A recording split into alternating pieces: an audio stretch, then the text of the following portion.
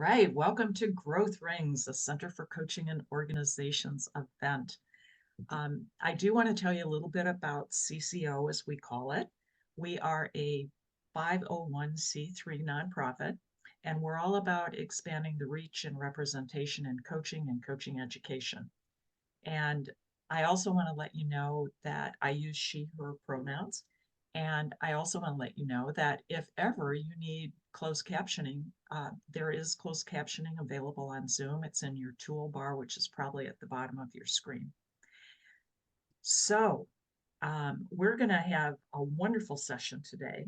But before we get into that, I want to tell you just a little bit about other things that you might want to know about CCO. You can find out all of this on our website. And part of what we do is we offer learning events. Have any of you been to one of our global summits? Yeah, so it's coming up April 25th, and it's a full virtual day of speakers from around the country, often around the world, related to coaching, coaching in organizations, and so forth. This particular summit has sessions on how to deal with resistance to change, to neurodiversity, to narcissism and the impact of narcissism on organizations, which I think sounds unbelievably juicy, um, and things about high potential. There are things for sort of everybody and every type of interest, things about resilience, sessions about resilience. There are also continuing education units, which can be really useful for all of us, no matter what our profession is. We also have monthly community connects calls. These are very, very casual. Start out a half an hour. If we go longer, we go longer. Um, just drop in sessions. Some people have talked about them as mini mastermind groups. And we also have our ECO Executive Coaching and Organizations Coaching Training ICF accredited level 1 program. We just launched cohort 9 recently, and we have a participant on for that. We have other grads on today, and I am faculty for that program. If you ever want to learn more about ECHO, Executive Coaching and Organizations, or we say everyone coaching in organizations, or empowering coaching in organizations, you can come to an ECHO info session. And all of these sessions and all of these events are on our website. Under the events tab, you'll find a calendar. You'll also find a way to sign up for the newsletter if you want to. We call it the regularish newsletter. And thanks to Haley Larson, our social media maven, they are pretty much monthly these days. You'll find references there to global events, to our ICF Minnesota chapter events, to events CCO is hosting, and more. So now it is my pleasure to introduce our speaker. And I want to start by telling you, way back in 2003, I wanted to change the interior of my home. I was a traditional ivory off-white, you can see it in the background, kind of gal. And I wanted color, and I knew nothing. But I did know a friend who said, I know a great company for you to work with. And I was immediately drawn to it because it had one of my favorite words in it, magic. So through contacting Magic Painting, I met its owner, John Armstrong. And I can tell you that he did all the usual professional things you would want. And to my coaching and former HR heart, I was also hearing things about how he led his team, how value-based the organization was. But he also used a more holistic approach than I'd ever experienced with a contractor. And he was asking me these amazingly curious questions where I really got a sense he was trying to get me, if you know what I mean, and really understand what did I want in this setting? How did I want to feel? How did I want others to feel? Almost a visioning, almost a mission style inquiry from what people would call as a painting contractor. I mean, who knew? He also even recommended reading and shared with me a book called House as a Mirror of Self, explaining the deeper meaning of home. I mean, who knew, right? Who knew? Today, I still love, that was 2003, mind you, it's 2024, and I still love the color that John brought to my home as well as to my life. And now today, these days, magic painting is 25 years old. And what also is very cool is John Armstrong has started in the past year and a half Full Spectrum, which I love, Full Spectrum Coaching and Consulting, his new business, which is every bit as holistic as his painting business was, if not even more so. He's got a passion, a real passion, and I've seen this, I've talked with John often about working with dedicated and determined entrepreneurs to find their way forward in ways that are, for many of them, whatever stage of their journey it is, roads less traveled. He brings personal coaching mastery to it. He brings business consulting. He's got the foundational support of a unique set of learning tools and curricula that he's developed. And what he's really seeking to do is transform these entrepreneurs' journeys from grappling with disorganization, that kind of roller coaster from creation and growth and dips and spins. And also in the midst of all this, as some of you may be able to relate to, there's also that process of struggling with what is often very mediocre self-care.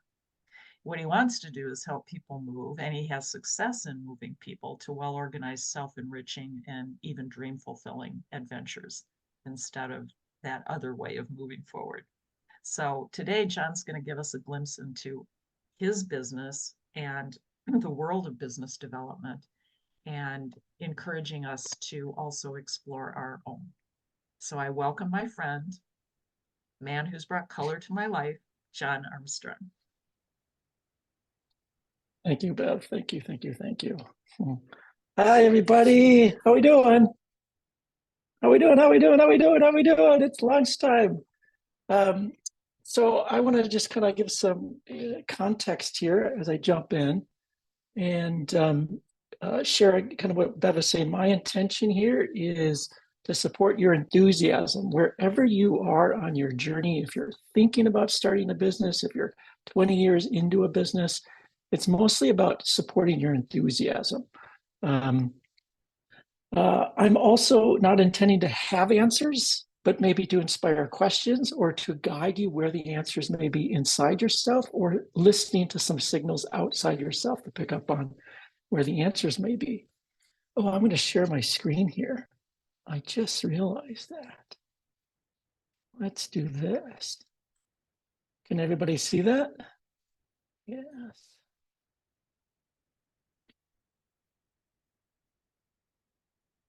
Okay.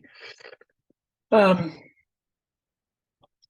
some point in this, I'm going to go through a lot of content, and it's going to possibly become confusing or even uncomfortable. So I want to invite you to welcome in that you may not have all the answers also at this time, whatever you're wondering about for your current practice.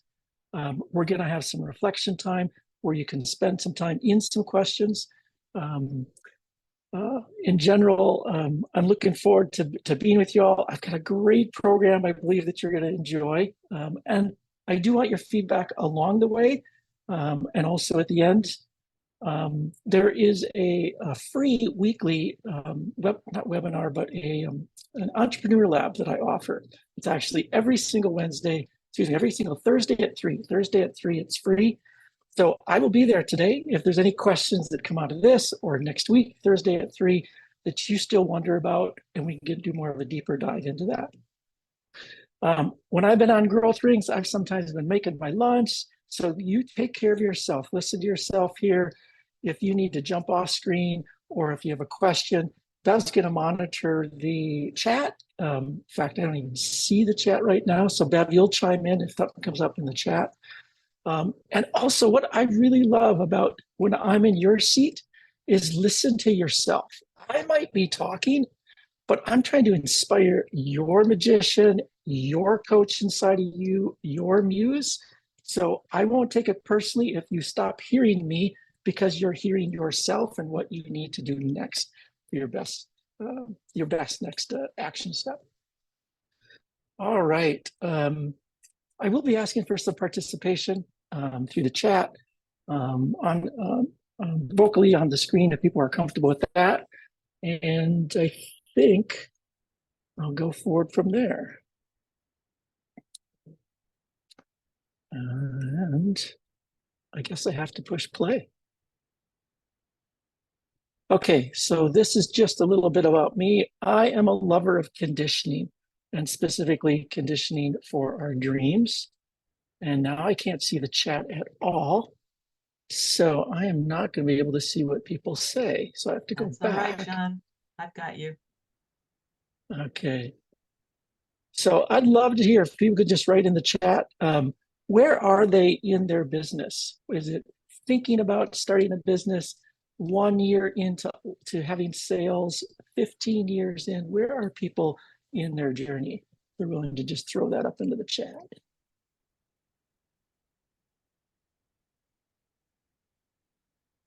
So we've got over 30 years, going on a decade, thinking about starting a business, thinking about starting with some sales,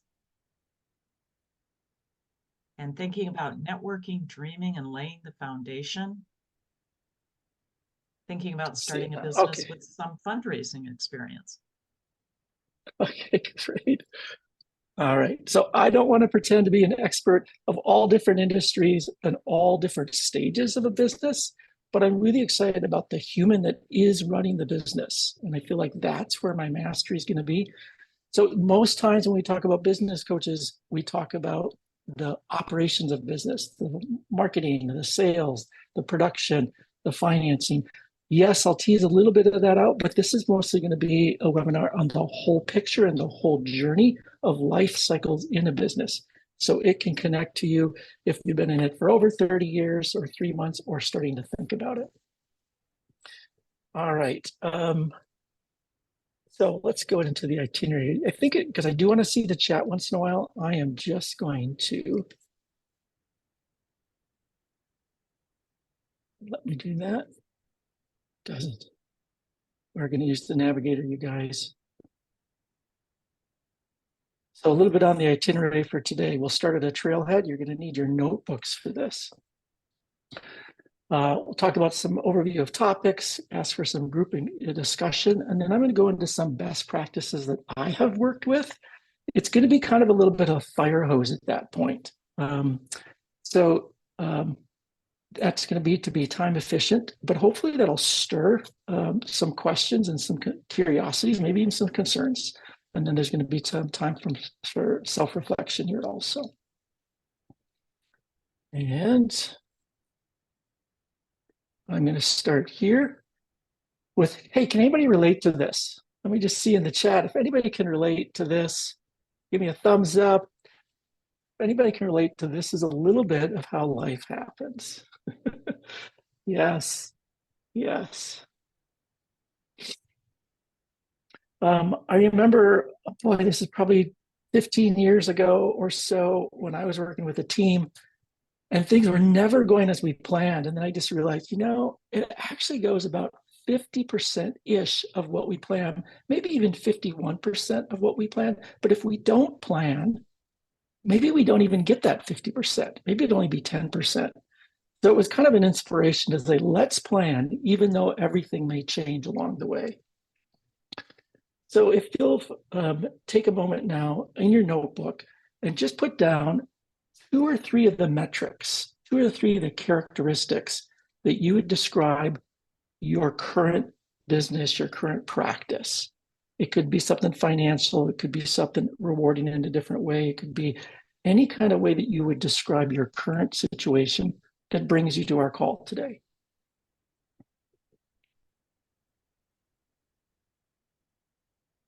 I'll just give about 10 or 15 seconds on our current situation that inspires us to come here.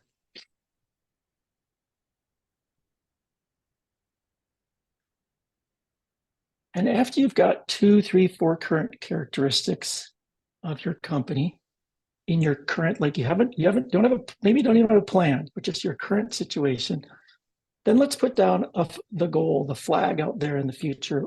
What would your ideal be for 30 days from now? I hear you, Jenny. Jenny, are you stuck on the question or you're just currently in a state of stuck? Yep, good, great. That's it. All right. So now let's say, ideally, if in your best case scenario, where might you be in 30 days? 2 or 3 characteristics in 30 days, 3 months, and at the end of this year, a couple characteristics for 30 days. So Jenny, what would the opposite of feeling stuck or confused, what might that be in 30 days, 3 months, or at the end of this year? Nice sense of direction. So we're doing the traditional kind of where are we now? Where in an ideal transformation could I possibly be? Sense of direction. Great. So I want to play with, and I said about uncomfortableness, I want to invite the uncomfortableness. A lot of the conditioning that I'm inspired by is playing in what we call creative tension. So we're willing to honor the truth of where we are and also where we aspire to be, and the tension in there. We want things to go well. We don't want to have mishaps, but that's part of life. So I'm going to try to elicit some of this tension. Any questions before I move on to the next slide about simply mapping out where we are, where we want to go? We're all good on that? Thumbs up? See thumbs up? Okay, nods are there. Great. All right. So this is kind of the overview of my intention here for sharing today. Is kind of, I think of business as intentional juggling. I start with culture. That it is who you are as a human, who we are as people. I'll move into the structures, the organizational structure. Then I'll move into operations, where traditionally most of business coaching comes from. As Bev was saying, I'm much more of a holistic coach than a traditional business coach. And then I'll go into teasing out developmental actions and also change, traversing the change of the business. These are where my loves are, kind of being cognizant of all of these happening, whether it's in a cycle of 2 to 3 months, 2 to 3 years, or a couple decades. Okay, we are going to start here with best practice number 1, which is personal self-care, establishing a culture of personal self-care. What we do to take care of ourselves as a human, whether it's personal or professional, we need to be caring for ourselves. So I'm going to ask people if they'll throw into the chat some of their key practices for today that they're using. Think about the kind of what do they call it here? Group. Let's see if we can learn from each other here. Or what are some of these best practices that are out there? It can be super brief. What we're doing to care for ourselves. Great, love it, Jen. Meditation, exercise, journaling. I'm moving. So Jen, I thought it was jumping because I do love jumping just to keep the energy going for me.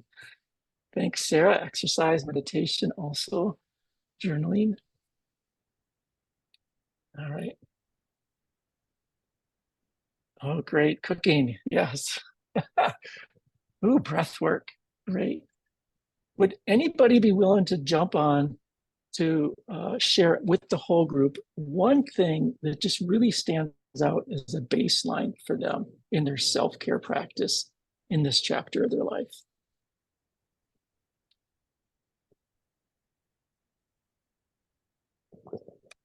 Yeah, John, I can actually say that stillness, ensuring that I have some stillness and uninterrupted time or space every single day is important, because it allows me to reground myself and sort of take a moment to say, what is it that's really most important to do or to not be doing right now?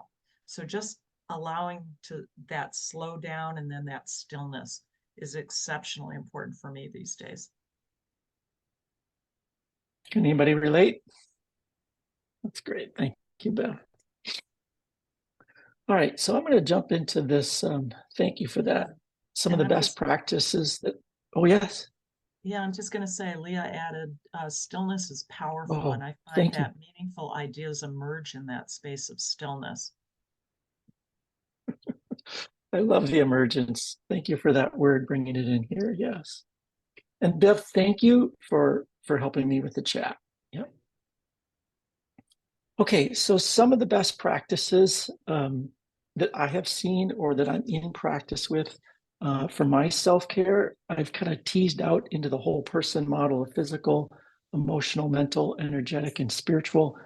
And something I got out of the um, coaching program with Bev, CCO, was really teasing out the intentions for these behind them, for the grounding physically, presencing emotionally, aligning mentally, and then centering energetically and connecting spiritually.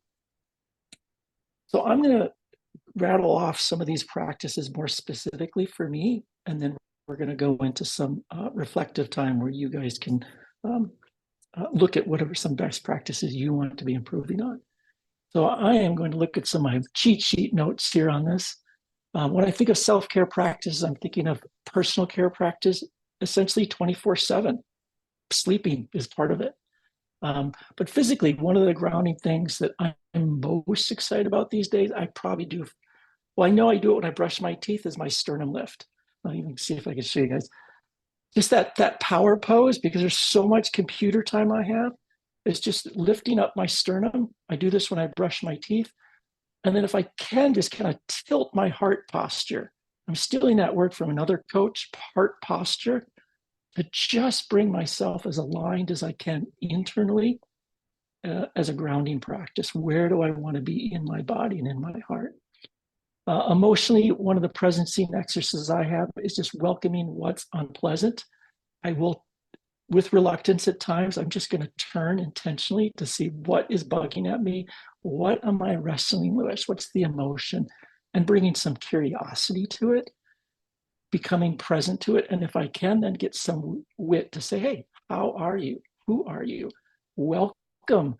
Are you scared? Are you sad? Who are you? What is showing up for me? And thanking it, even if I don't understand it, these little metrics of or practices of hi, hello, who are you? Thank you. And what do you need from me? Creates some kind of an emotional dynamic dialogue that starts to emerge and move the feelings. The other practice I have mentally, I really love aligning now. Well, I should say aligning, but first I have to line up to what's the limiting story in my head. I want to hear it. I want to identify this story that I'm caught up in, and I'll turn and say hello. So as you know, I'm launching a new business. It's just as nerve-wracking as it was decades ago. And so I'll say, oh, hello, imposter, that you say there's no way my second career is going to work. And I really hear the words in the story before I say, I don't agree with you. And I start to distance it and I start to affirm what's actually really going to happen is I'm going to serve a lot of great people. But it's engaging in that tension of putting the limiting aside and engaging the true story. And then energetically, really similar to what Bev was saying, was a centering practice where I pause. And I like to think of this as Thor's hammer for me. When Thor puts out his hand and his hammer comes from wherever it is, I like to just bring back all my energy. So I'm not out in the future, but I'm also not in the past. And I start to ground in and center into my presence. And then lastly, a spiritual practice for me is connecting, and I do this on discovery calls when I'm getting into the sale or anxiousness about making a sale or money. And I think about, wait a minute, there's no scarcity, there's no desperation here. And I connect to my faith and I connect to the gifts I have of purpose and the intention to serve others without attachment to the outcome I think would be best for them. So these are some of the ways that I ground in as a human throughout the day, throughout the business day. And there's several more.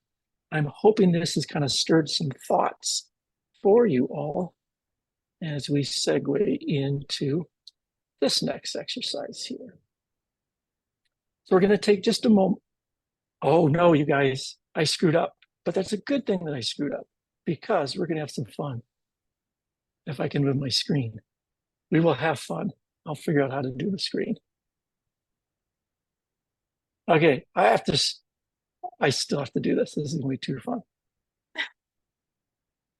have to be Yeah. aware a little bit. Okay. John has a huge streak of mischief in him, as Oh. many of you might know. Okay. I don't know. Did you guys hear that music? No. John, if you're Then I sharing need to music, make stop. sure when you open the window in the lower Zoom window, when you're about to share, there are two little boxes, and you want to click one of those boxes to maximize sound.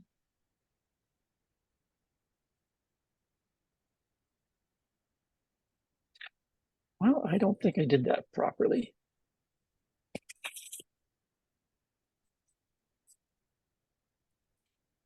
Otherwise, you'll just hear it from your computer, but we won't be able to hear it. I'm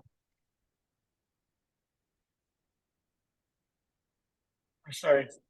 Say that again. Oh, you can hear it now.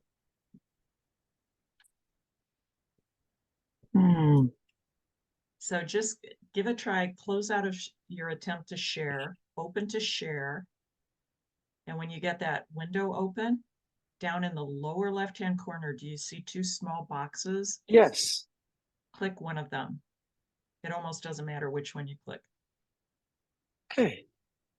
Now, if you share sound, we should be able to hear it.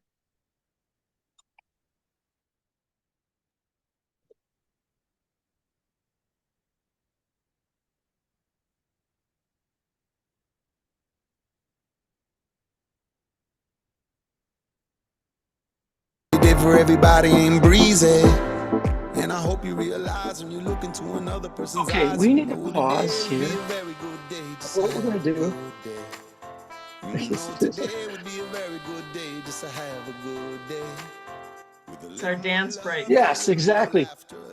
We're going to just stop beating our heads. You're going to stop listening to John, and I just want to invite you to raise your hands. Keep the blood moving a little bit before we go into a meditation. Yes, that's right. I mean, there we go. That's all we're doing here. We're getting the blood moving. We're getting into our bodies.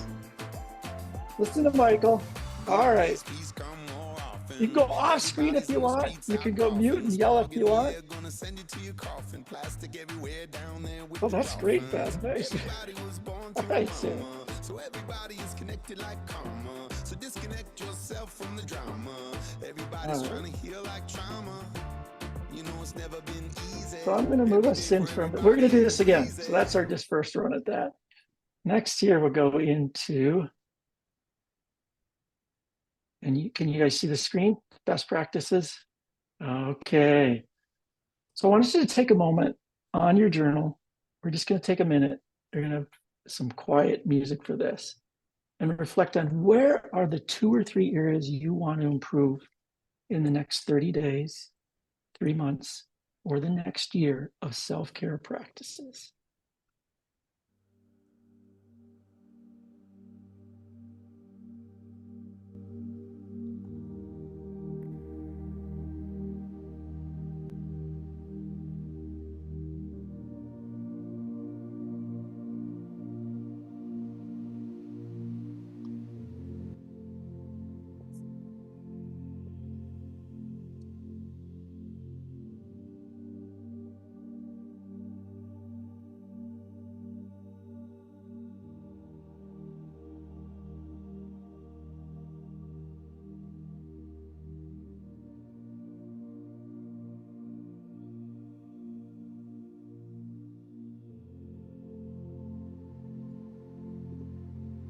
About 15 more seconds.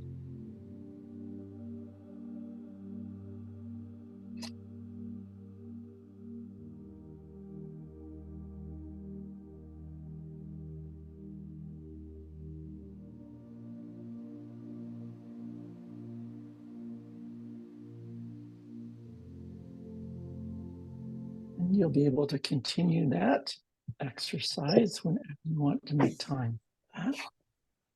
Does anyone want to jump off of mute and share one thing that they're considering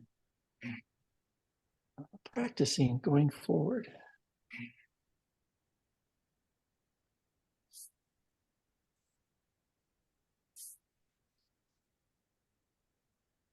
I'll go. I'll say a few things. I generally feel like I do a pretty good job, especially comparison to a former version of myself in taking care of myself.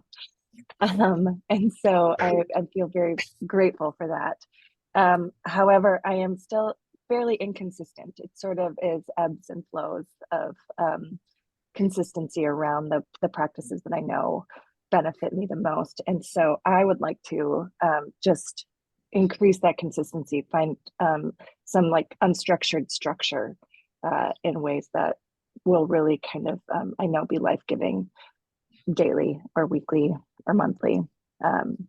Yeah, and commit to that. Well, your phrase, Jenny, thank you for sharing. Your phrase of unstructured structure really resonates for me. Thank you. All right, I'm going to move us on to the next question here for us. Next trail marker here, claiming empowering organizational structures. Organizational structures, the framework of the business.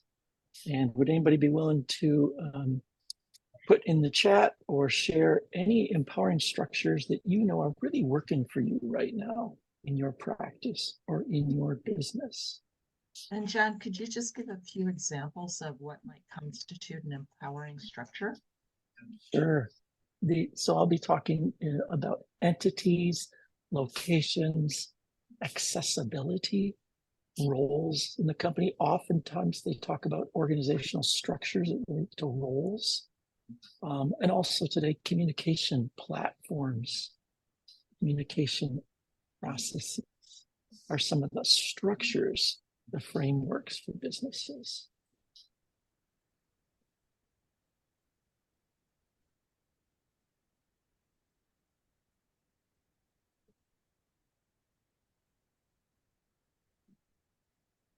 Anything stand out for anybody that's they're working with as a structure that's working for them? So Jenny mentions in the chat, creating the conditions for belonging. Oh, great. Thank you for monitoring the chat. Thanks, Jenny. Yeah, and I've been working on just realizing that one structure that I need in one of the businesses and with which I work is more role clarity, especially around who is going to be the communications hub for different topics or different groups. Okay, thanks. I'm going to move us into my slide over here so I can see. Okay, so a little bit of what I've seen has been working for me as far as empowering organizational structures. And this was kind of also a situation that didn't work so well. It took me a long time to learn that I can choose my accountants. I just had an accountant. And I didn't know that the entity of the business would have an impact on my taxes, but also safeguards. So I was spending a lot more money as a solopreneur versus what I eventually became an S corporation, and also learning about LLCs. So understanding your entity, tax accountants that think forward, think backwards is a place that I highly recommend. Locations is also where the operations happen or where the business is. This has also changed a lot with COVID, but it's one of the best practices that I've been seeing and has changed pretty much every 2 or 3 years is where are we going to meet? Where does that happen? So both parties feel it's mutually a beneficial location. Accessibility. I know this typically people think about as disability accessibility, but I think in the broad term of how accessible we are also to connect to each other, whether that's working weekends, connecting in between sessions. Some of the things I'm doing right now is making sure all my customers know they can call me, text me, write me in between a designated session. So that my accessibility, they know they have accessibility. And then the roles, as Deb was talking about, the roles in the company, what are the deliverables for that role? And the KPIs, meaning what are the key performance indicators? The role, an example that I'm using for best practice right now is I wear a salesman hat in addition to many other roles. And my deliverable for that is like 120 discovery calls for this year. I have to deliver that to myself. And then the key performance indicators is that I'm making about 20 sales this year in that. Having those teased out really helps me understand the hats I'm wearing. And then lastly, communication time and processes. How do communications happen? How long do they happen for? What is the depth and breadth of those conversations? And what are the processes? One of the best practices I've always had, I don't know where I actually learned this from, men's work and brought it into my corporation, was doing a personal check-in as people first before we get into business agendas. Now I tell you, the worst case scenario of that is when you start that and you've never set a container for it, the very first personal check-in we did, that person went on for about 20 minutes about Vietnam, and because I'm not going to cut them off. So this first round of check-ins took us probably an hour and 15 minutes.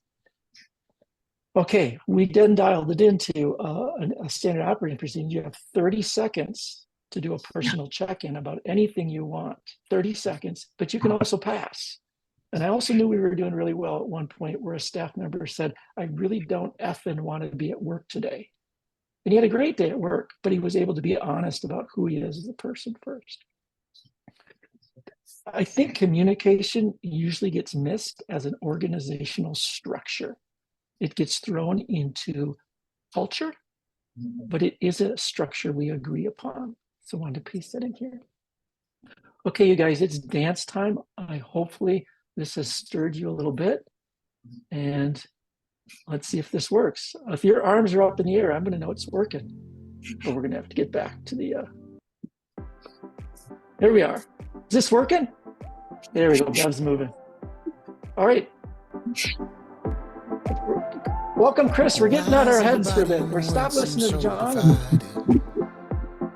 Why's everybody gotta hate each other? Who decided?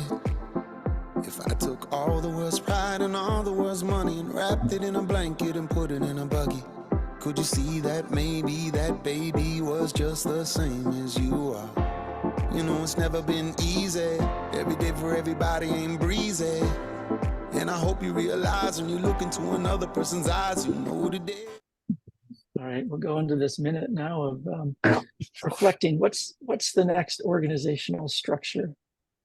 And I'm also going to pop in there and say, if you find yourself going, oh no, he's going to do another dance movement, I encourage you to take a brave step today and cut off your video and boogie like nobody's watching, or do the stealth move, which is let your feet do it and have it be like the ducks above the water. You're not dancing, but underneath you are grooving out. Thanks, Bev. We'll just take about a minute here to reflect on what may be some organizational structures you want to consider implementing in the next 30 days, 3 months, or this year.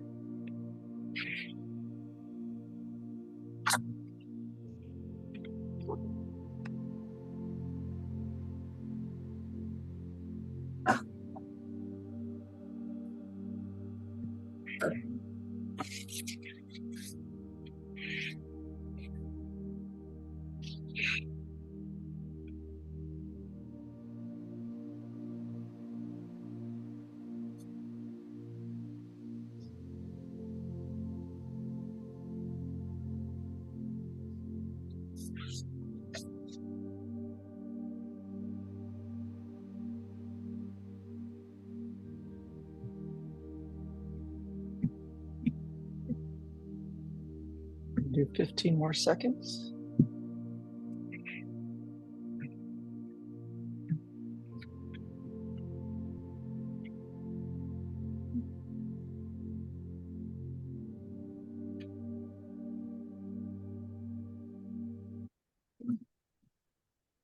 Anybody willing to jump in and share something that stands out for them that they want to explore?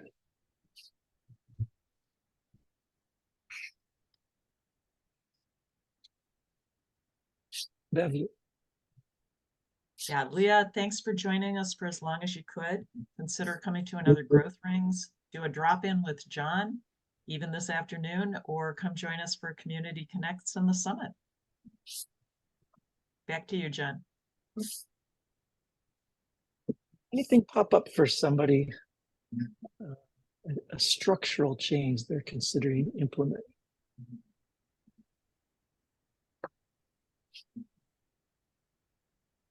Well, actually, I'm going to hop in and then I hope somebody else will too. John, I just had a real insight that kind of makes me nervous, which is I might want to create a key performance indicator, sort of a deliverable and then an indicator of how many things I want to say yes to and how many things I want to say no to in any given, I don't know about day, maybe week, but maybe I should do half days actually, because it might be important. But it had never occurred to me to have an indicator be related to boundary setting in that way. That's So fascinating. thank you. Thanks. Yeah, thanks for sharing. Great. Anybody else? Someone else. Pop that voice in there. Jen, you got one? Yeah, I'm realizing. Oh, I'm sorry. Was it the other Jenny? Go Go Jen ahead. and then You go, Jen. Okay. Yeah. I'm realizing my content marketing department has been a little bit lackluster with their production. So either video or writing or something on that nature. I used to have a LinkedIn newsletter. I used to have a blog. I'm not into that at the moment.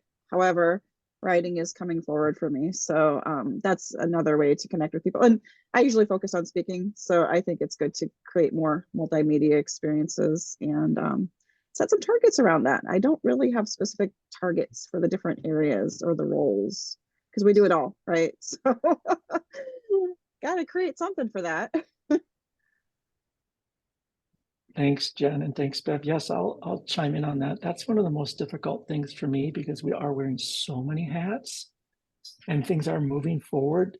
But to get down to that, well, what's the key performance indicator is such a nuance.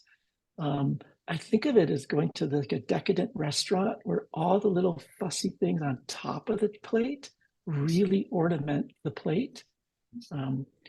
So it does take some time. I think the grounding that people have been talking about is also a helpful practice. Okay, I'm 90% there, I'm 95, 99% there. What's going to push this over 100%? What are the nuances for that? And Jenny, did you want to pop off and share what you were going to share? Well, I was just thinking this is more related to my current role in the organization I work for, which is related to the deliverables and KPIs as well. I think that there is something significant about having those as clear as possible so that it doesn't feel like we're being micromanaged or micromanaging other, right? Like how do you provide that incentive for those deliverables and KPIs that are motivating? And I would just feel like there's some work that could be done there now and into the future. Thanks, Jenny.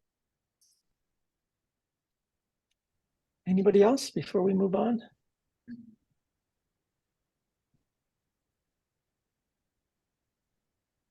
All right, so we'll move into operations, all the different departments, all the different hats. And here, looking at some of the key ingredients, the successful ingredients for what makes operations go well. And I'm going to start, as we've been doing, asking, what are folks currently doing?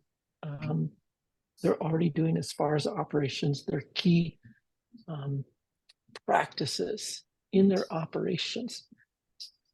Because we wouldn't all be here if we were doing stuff already that's working well. What are some of those things?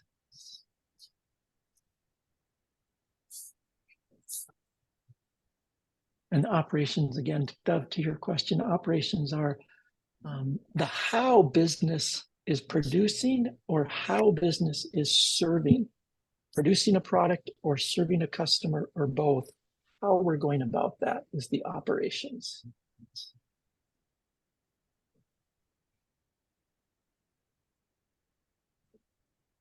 Anything stand out for anybody?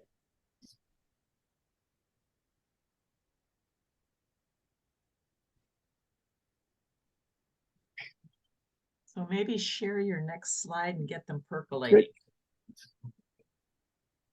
Oh, I like that idea, Bev. So proven models, maps, SOPs. I'll go into details on this after we just kind of look at this for a little bit.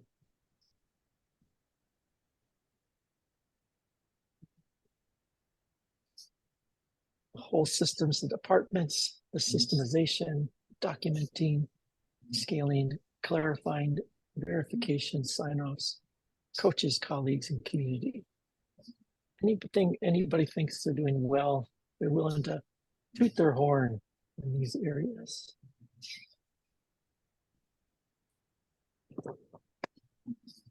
Well, I know I've got some proven coaching models that I have picked up and that I give great credit to when I use them, but they're just like really foundational supports.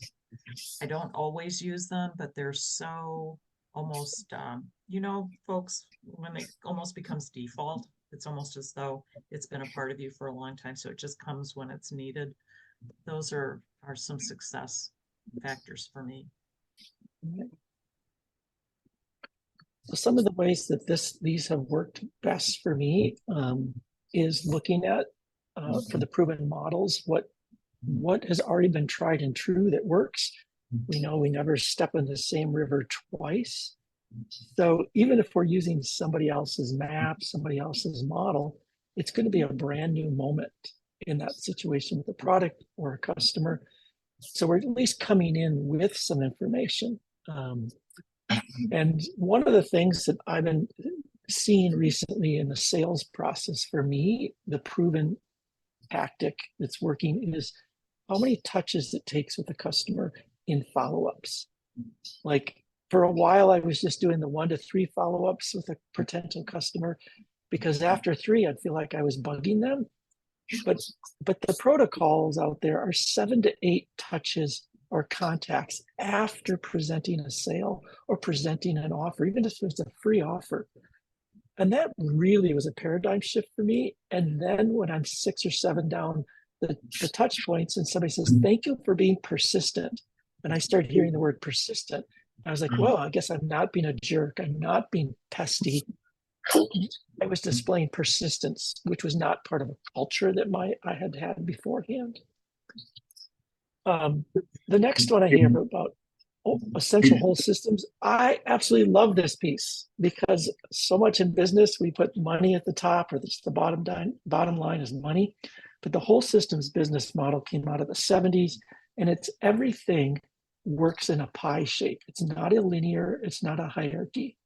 So this model has like a triple bottom line, people, planet, profits. It's also in sales and marketing, finances, operations. It's all part of a whole. So if you change one system, all the other systems need to be looked at, how they're being changed and tracked so that you're not prioritizing one department and you have much more cross communication, whether if us wearing several hats ourselves or if we're working in teams with multiple departments. Systems, documentation, and scale. I love curricula, so I like things getting systematized and then documented so that somebody else could do it, or I can go back and see what did I do, as well as go back and say, what did I say to that person? I feel confident I had a conversation, but documenting what I have said so I can come back to that. Hey, John. Yep. That one there resonates with me quite a bit, like, especially as I was getting started in my practice, you know, you don't have templates for kind of anything. And so I found that like when I didn't go out and like create every template I would possibly need because I wasn't sure what I was going to need. And so instead, what I did was, as I had a need for something, I created it in a way, not that it would work for just that one instance, but that it was like a template that I could reuse. And like adapt it for kind of any possible situation. And like that served me really well. Like it's a little more time up front, but not that much more. And it's so much less time every other time after that. And I know some people like have a document and they update it and then they save that and that's got their latest. And then the next time they open it and they delete all the stuff that shouldn't be there anymore and like put in for the next customer or next job or whatever. And for me, having that like totally separate kind of templates folder that I build out over time has been really helpful. And if I'm writing out that a template and I find something's not resonating with me, then I will update the template, not just update the one that I'm working on in that instant. So that's worked well for me. Cool. Chris, thanks for sharing. And I love how you talked about the future time you're going to use it. And you're kind of, you're bringing in something from a practice for that I want to ground in now. And that is the mental mindset of creating future pull. What pulls us into the future, our aspiring dream, the tension. Well, I don't have time to do it now, but making time to think about the moment and the future creates a mindset of the future, pulls us into the future, makes room for that future client. You're playing in both realities, the present, the future, and then we can always bring in the past too, because the three different timelines are really a mindset. Thanks, Chris. And we're going to come into that again in the next slide. So, and feel free, anybody, to jump in, just like Chris did, if anything speaks to you really strongly. So we're going to now take we're going to our dance. Of course we are, you guys. Oh, okay. Let's see here. We're going to do 30 seconds of our, I thought we were. What's going on here? Try this. I think it was going. It was maybe a little quiet. Yeah, Sounded like reflection music. Yeah, we have to shake it up here and get to, let's see if this works here.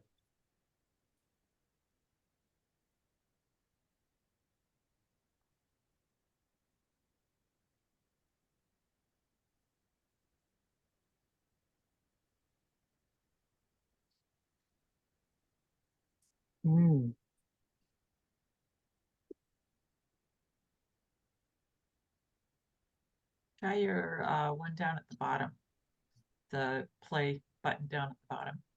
Yeah, that's the it's going to give us the soft music, and we want to shake it up. We got to get out of our heads so that it grounds into our bodies. Oh, would that make a difference? Huh.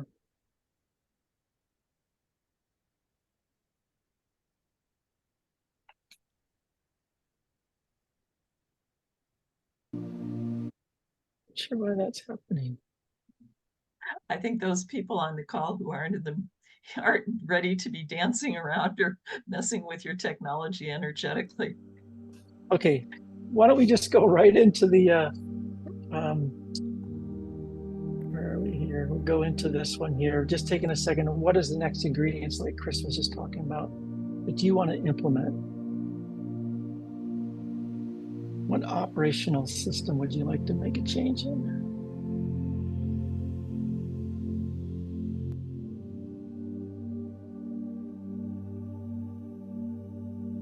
I'm going to put the old slide back up so you can still kind of draw from that if that was helpful and inspiring.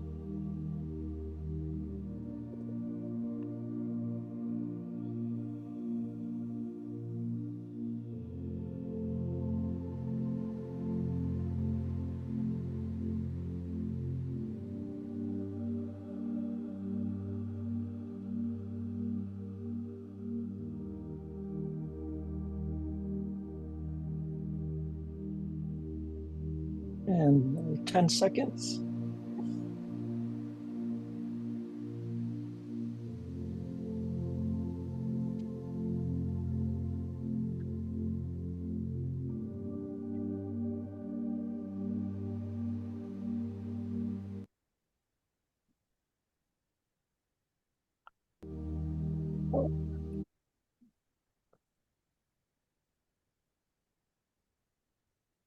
Anything stand out?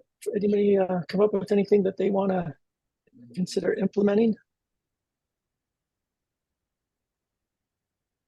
I'll share. Thanks, Sarah. Yeah, so I'm just kind of starting out in my LLC, and I've had some success, but I'm really just like trying different things at this point to see what feels like a good fit for me. So I think the talking with coaches, colleagues, and community is what stands out the most for me, just to gather more ideas and do a little bit more researching on what other people are doing. Yay. All right. I say that 20 years ago, I didn't do that enough. Huh. So I really, yep. And that might have been a little bit of the contractor mindset that I grew up in, more about competition in business versus cooperation. And so there's so much more folks that want to share the journey with us.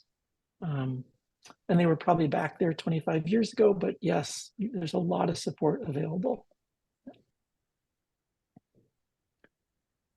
All right, thank you. We'll move on here. Developmental action steps. This is what Chris was talking about. It's thinking developmentally. You're doing one thing in the moment, you're handling something in the very moment, but while you're doing something in the moment, you're thinking of the future. You're thinking of how the business could develop.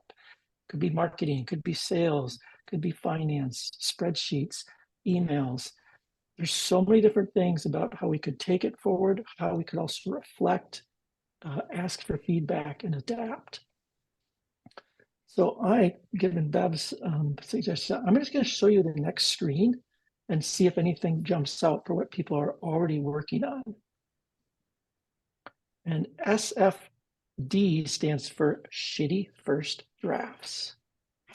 And GSR stands for Goal Setting and Reviews.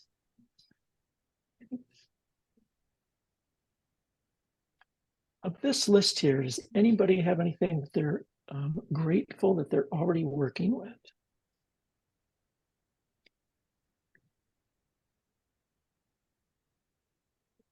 I'm a total subscriber to SFDs. And now I have a name for them. Or an acronym. Thank you, John. We also call, or similarly for like presentations or workshops or events, new events that we're doing that we haven't done before, FFTs, which is first effing time. And you can expect that your FFT will be similar to your SFD because you don't know what you don't know. FFT, is that what it was? Yes, yeah. It's we borrowed it from Brene Brown, so it is not original to us, but yeah. Thanks for sharing that. So yes, go ahead, Chris. Yeah, so it doesn't have a swear in it, so it's not as much fun. But in the like product development space, we sometimes talk about MVPs, a minimum viable product. So like, what's that smallest thing that still delivers value? And that's been a helpful one to kind of frame from, to like the idea that it doesn't need to be the full-blown solution. It just needs to be enough to get the job done. So it might be like, what's that 20% of effort that's going to give you the 80% of the value? That's beautiful. Oh, great. I think we just did the one on samples here in that sense, keeping it moving. Learning agreements here, jumping into that. I have my slide here. These are the personal contracts that we are making in our professions, or our colleagues with us making agreements of where we're going to grow in our practice. It's separate and it works in conjunction with the employment agreement. Whether it's with ourselves, the income we want to make for this year, or for the income in the job we have, it's what we agree to learn in this coming year. I think I shared with some of you, I intend to learn how to be a public speaker this year. So the webinar is one iteration of that. Weekly speaking is one, but I also have a metric. Oh, this kind of moves in that one that I'm going to schedule it out. So the implementation schedule of this development is I won't take more action on this until July because there's some other things in the pipeline, but it gets scheduled out for when that's going to happen. And then the fourth one here, developmental rubrics, really having a dialed in kind of evaluation tool and timeline of being able to assess the learning process. I love being able to see where my strengths are, where they're not. And I will do this after a discovery call, just quickly go through where was I strong, where was I weak? And usually my weaknesses are the places I get complacent. But having just a little rubric for all the little different practices of the different hats I wear. And then the last one, assessments, feedback, and feed forward. An example of this is always asking for feedback in my promotionals before we start, in the middle, and then at the end. So we're going to move. Oh, I don't know. We're going to be able to dance. I know you guys really want to dance. So let's see if this one's going to work here for us.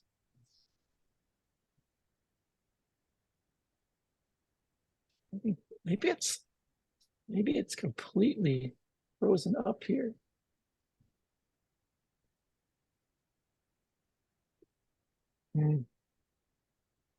Okay, we're going into reflective time.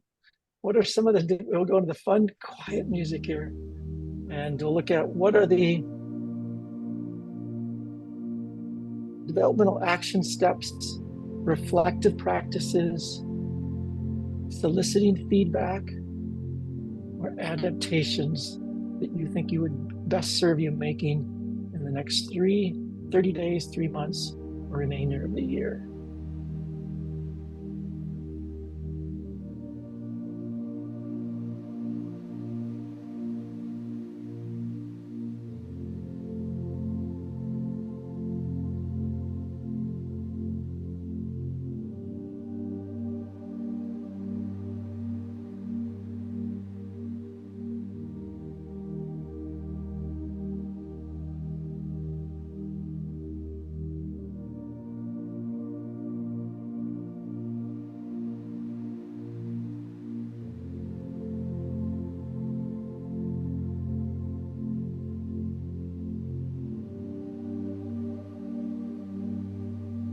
In 15 more seconds.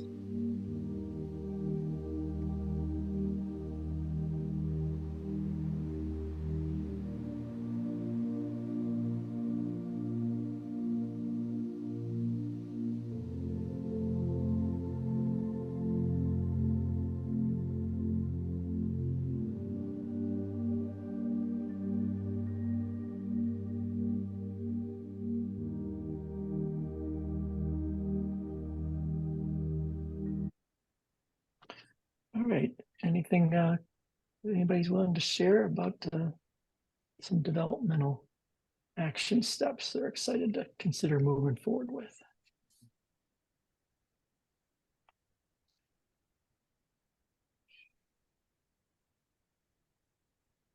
I'm going to jump in.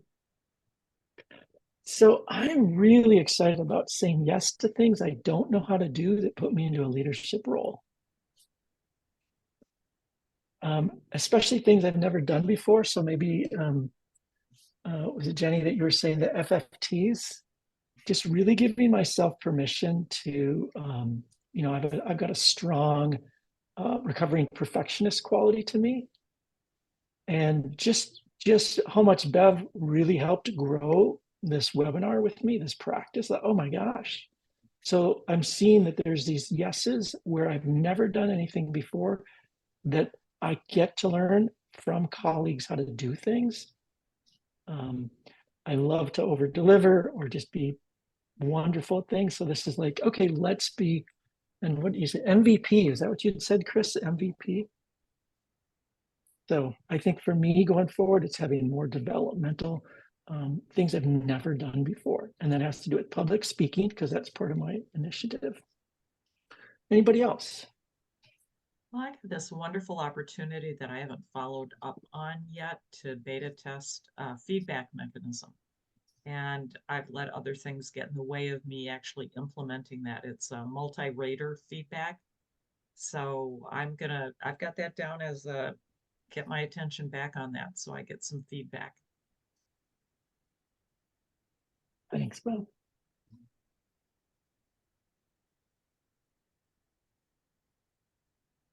All right, let's go on. Anybody else, or should we move on? Okay, Okay, so this last one, again, everything I like to talk about is about change. As much as I don't like change at parts of me, it's all about change, the one constant we know. So the last best practice is engaging in change. And let's see if this question resonates for anybody. How are people already engaging in the unknown and exhibiting their willingness to transform? Personal or professional? How are we engaging the unknown?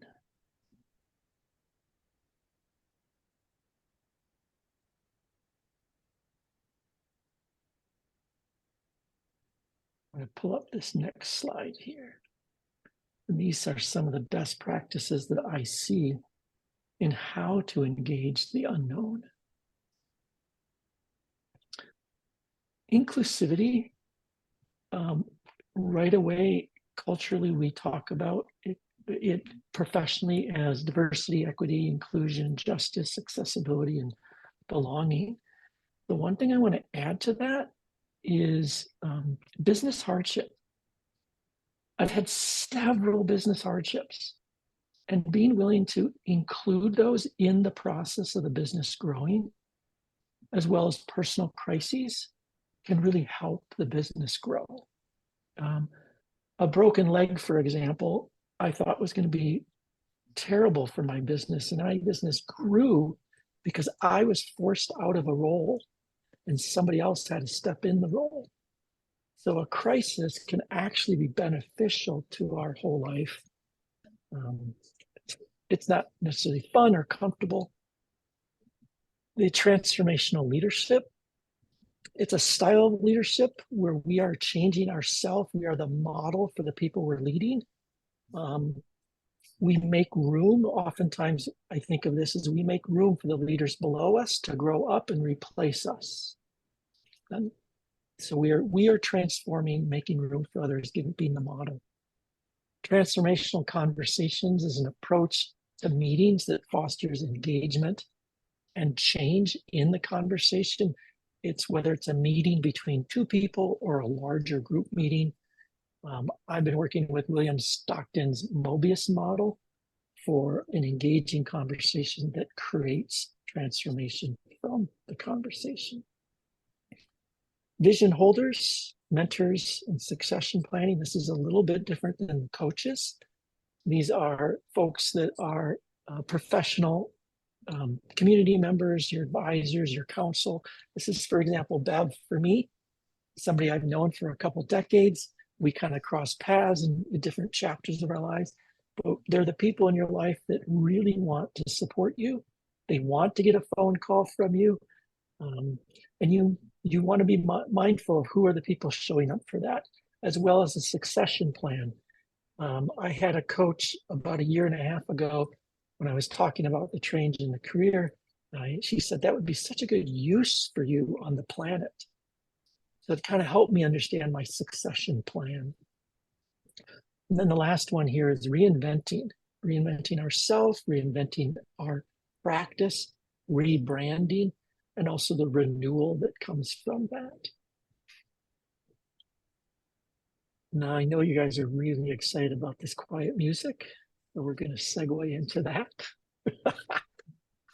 You can see if that's my question that goes there. My question is, where might you be currently on the cusp of a significant change that awaits your willingness?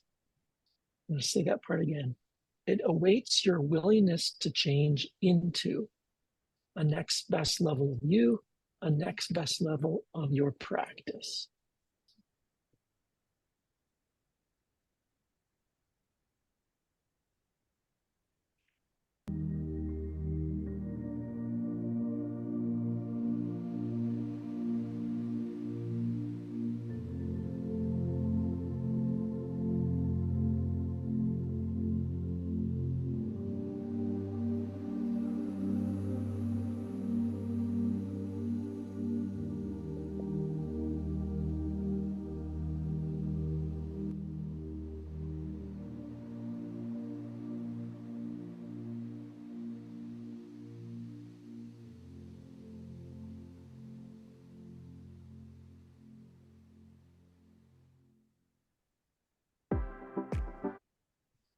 Oh, good. We'll come back to that in a minute.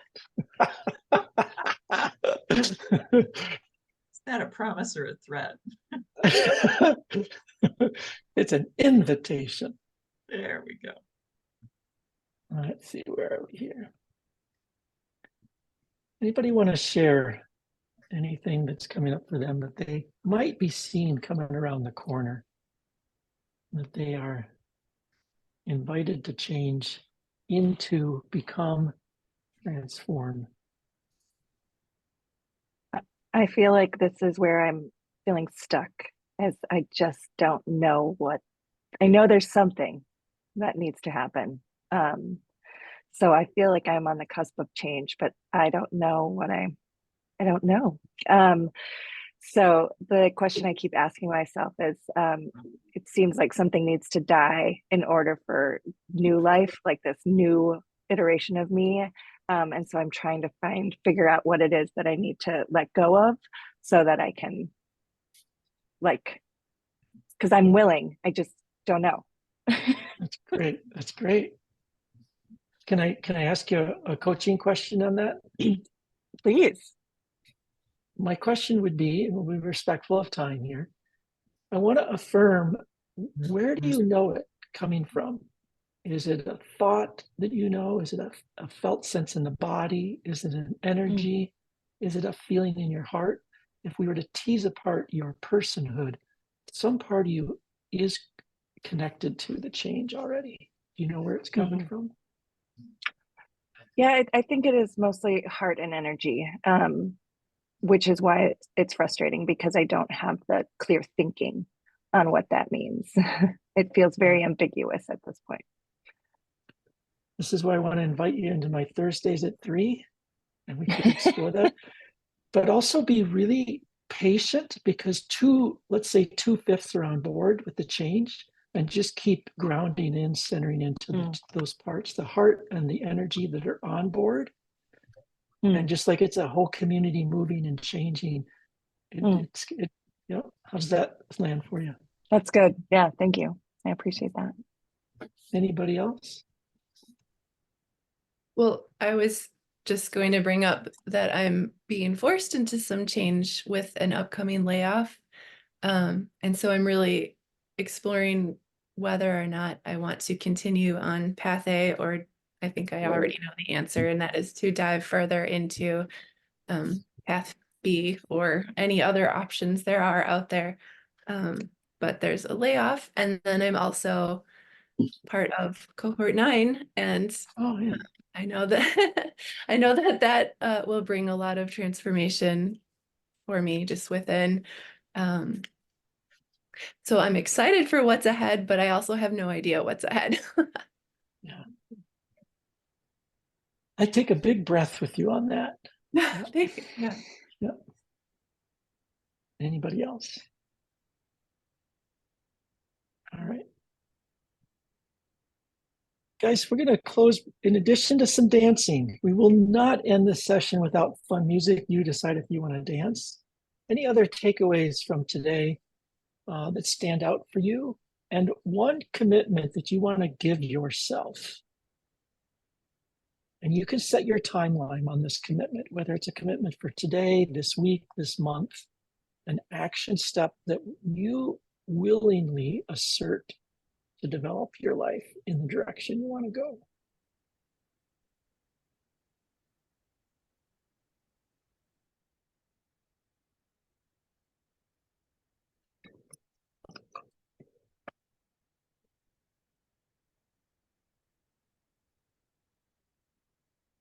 And as you're thinking, I'm going to slowly bring up the fun music. We'll ground it in then.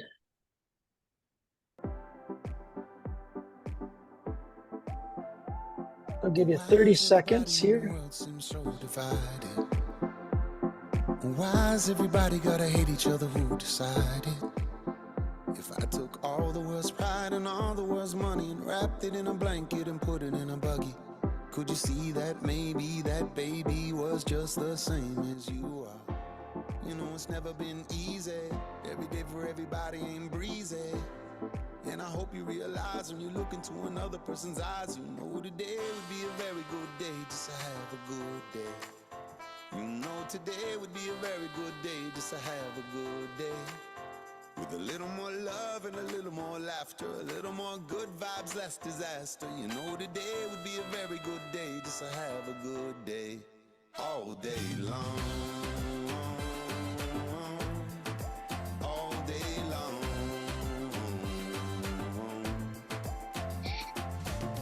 Good days, please come more often. All right. Let's close out with hearing all the voices if we can, just briefly. What is a key takeaway and a commitment that you're comfortable sharing with us here? And then we'll hand it back to you, Bev. And John, if it's okay with you, how about if we do the commitment first, everybody do their commitment, and then have everybody do a takeaway from today so John can hear Yes. what really landed. So my commitment, I'll go ahead and hop in there. My commitment is to follow up on that beta feedback opportunity I have, get moving on that. And I plan to do that within the next 3 weeks. And I'm going to pass it to Sarah. My commitment is to schedule more intentional self-care time. That stillness really spoke to me. Sarah, Great. pass it off to somebody for me. Oh, Diller, Chris.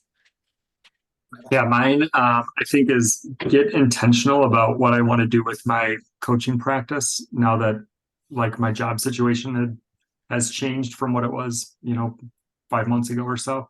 And I'm understanding what it looks like here a little bit more now. It's been on the back burner for a while and time to not be on the back burner as much. Jenny? Yeah, my commitment is to, well, I'd like to check out one of those Thursdays at 3 to continue just processing that whole idea, which is my takeaway is that idea of if I know it to be true in my heart and in my energy, then like to work with it and trust that eventually my mind and my body will connect and be part of that community and know what to do next. Great. And John, I'll ask you, do you have a commitment coming out of today? I think I'm going to do this in 2 to not think. There, see, I just caught it. I'm not thinking. I'm going to schedule. Let's see.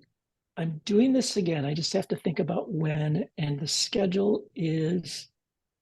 Yeah, it's going to be. I'm going to do this quarterly. I'll probably do the exact same one, and just do this quarterly. So, All yeah, right. that's So my how, commitment.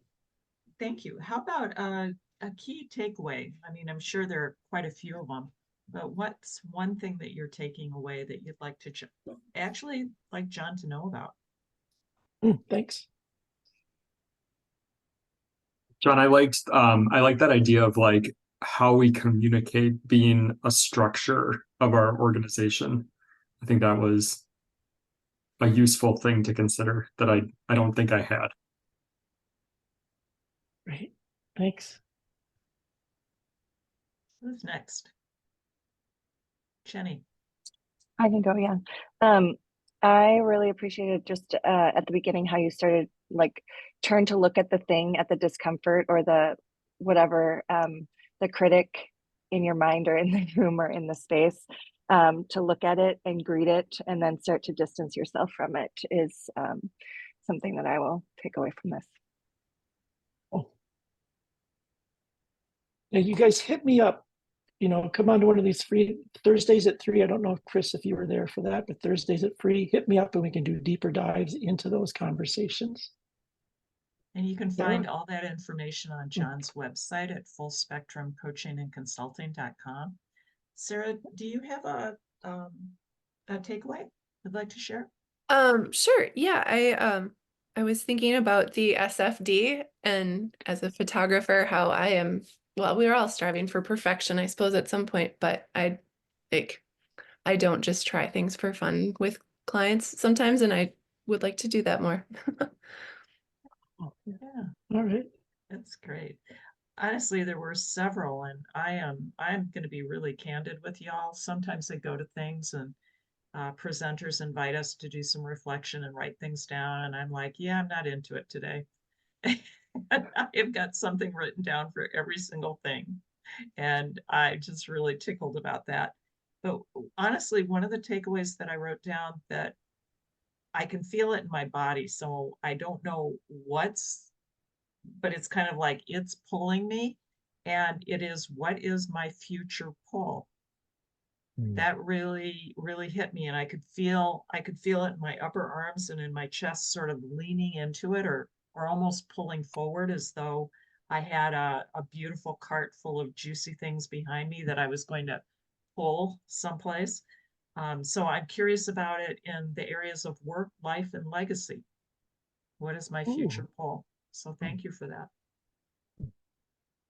Yeah. Well, Bev, thank you. Everybody, thank you for your participation. It's really been a blessing and certainly an honor to be here and present and serve. And so thank you. Back to you, Bev. Thanks so much, John. We've got a couple of minutes. Does anybody have a lingering question? I mean, John's been very, very generous in sharing that he does have these free drop-in groups every Thursday at 3. That's 3 Central for those of you who might be watching this from another area. And again, those are on his website, so you can find out when they are, where they are, and what the link is. But are there any questions that anybody has as we're coming to the close?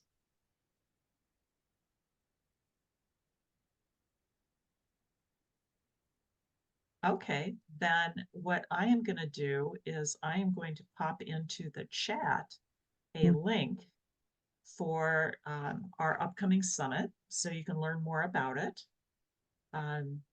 Special rates for students, for folks who work in nonprofits or primarily with nonprofits, and discounts for people who are a member of a coaching chapter. And Diller, Diller might have had to leave. You know, there are other discounts in there too. So check it out and take a look at the speakers and the topics. Know that we will have another Growth Rings learning event in a couple of months, and that you can find out about those just by subscribing to that regular-ish newsletter, which you can do online at centerforcoachinginorgs.com. And you'll find out when they are, what they are. Also, you can follow us on LinkedIn and other social media. And what I'd like to say is thank you, John. Again, you've added color, perspective, and I loved what Leah put on went right before she left in the chat. So I'm just going to read it. She said, I now have to go, sadly, but I look forward to guiding myself through the remaining exercises with the recording later on. What an empowering, brilliant, and all caps, holistic call this has been. And I think that's something that we're missing in the world of business. And sometimes even just in other aspects of life, is the holism of it. And John, I want to thank you from my heart for bringing that to everything you do. So everyone, I wish you a wonderful rest of your week, a rest of your month, the rest of your life. And I hope our paths cross soon somewhere in CCO or other lands. Take care. Nice to meet you, Sarah. Nice to meet you, Jenny. Nice to meet you too. Thank you so much. Thank you. Take care. care. Bye. Bye. Bye-bye.